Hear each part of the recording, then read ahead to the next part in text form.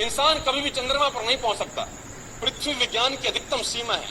Doctor लीवी forest मशहूर वैज्ञानिक हुए, बहुत बड़े साइंटिस्ट हुए। एक स्टेटमेंट इन्होंने पास किया 1955 के अंदर, 1955 ही पास द स्टेटमेंट कि इंसान कभी भी चंद्रमा पर नहीं पहुंच पाएगा। It is impossible for a human being to cross Indian globe, earth globe. और पृथ्वी विज्ञान की अधिकतम सीमा है, लेकिन किसी पैर ने इस बात सुना नहीं। और पहुंच गया एक आदमी अपना बस्ता उठा के, जिसका नाम था इन 1969।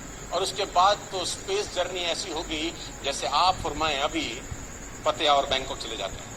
लॉर्ड केल्विन बहुत बड़े साइंटिस्ट हुए, उनका स्टेटमेंट आया कि सिर्फ पक्षी उड़ान भर सकते हैं, हवा से भारी मशीन का उड़ान भरना असंभव है। इट इज इम्पॉसिबल कि हवा से कुछ भी भारा हो और वो उड़ सके, क्योंकि ग्रेविटी उसको गिरा देगा। लेकिन तमाचा मारा इन लोगों ने, तमाचा मारा और लिख के दिया कि हमने साइकिल के स्पेयर पार्ट से इंसानों को पक्षी बना दिया।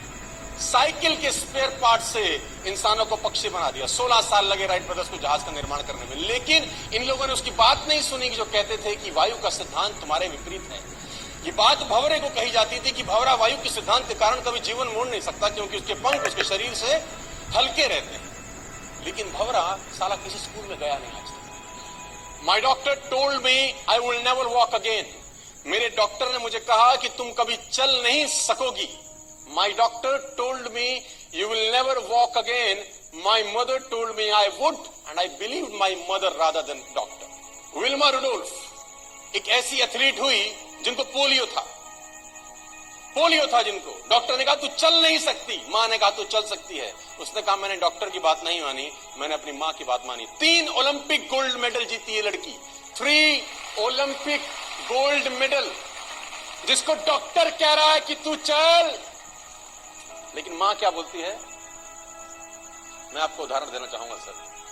बहुत छोटे थे अल्बर्ट आइंस्टीन, दुनिया के महान वैज्ञानिक में से एक हुए, मंद बुद्धि कहा जाता था। 8 साल के थे, घर पहुंचे, मां को चिट्ठी दिया। When he was 8 years old, came to his home, given letter to his mother. मां को एक चिट्ठी दिया, मां ने वो चिट्ठी पढ़ा। 8 साल के थे और चिट्ठी में प्रिंसिपल का खत था, उसकी मां के नाम।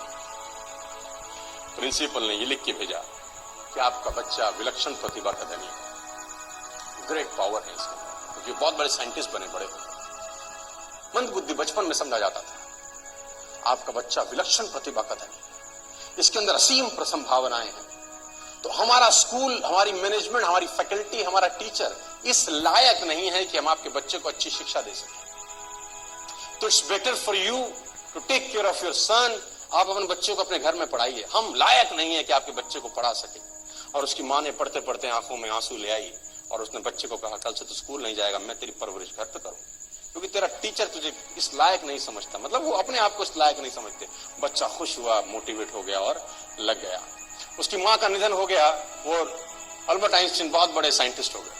अल्बर्ट आइंस्टीन जब बहुत बड़े साइंटिस्ट हुए तो मकान शिफ्ट कर रहे थे अपना, और जीवन का सच्ची घटना वो अपनी ऑटोबायोग्राफी में लिखते हैं कि जब मैं मकान शिफ्ट कर रहा था तो एक ड्रॉस के अंदर मुझे वो व्हाइट कलर का पेपर फोल्डेड अवस्था में मिला। मुझे समझ नहीं था कि क्या है। मैंने उसको फोल्डिंग अवस्था से मिट्टी को हटा के जब खोला तो वो उस टीचर का लेटर था जो बहुत साल पहले टीचर ने मेरे हाथ में दिया था और मैंने अपनी मां के हाथ में रखा था। अब वो बड़ी उत्सुकता के साथ उस खत को पढ़ने लगे। जैसे उन्होंने खत पढ़ना शुरू किया और वो जार जार होकर रोए। उसमें लिखा था कि तुम्हारा बच्चा मंद बुद्धि है, ये हमारे स्कूल के लायक नहीं है, इसको आज के बाद हमारे स्कूल में मत भेजना, इसकी परवरिश खुद किया। मां ने उल्टा पड़ा कि नहीं, ऐसा नहीं है, तू सब कुछ कर सकता है, तेरे हाथ पास पावर है, तेरे में प्रतिभा है, यू कैन डू वंडर्स। दोस्तों, इस दुनिया में किसी की बात मत सुनना। नेवर एवर बिलीव एनीबॉडी कि जो तुमको बोले कि तू नहीं कर सकता, कान पे मारना, बोला साले तू नहीं कर सकता, हम करें।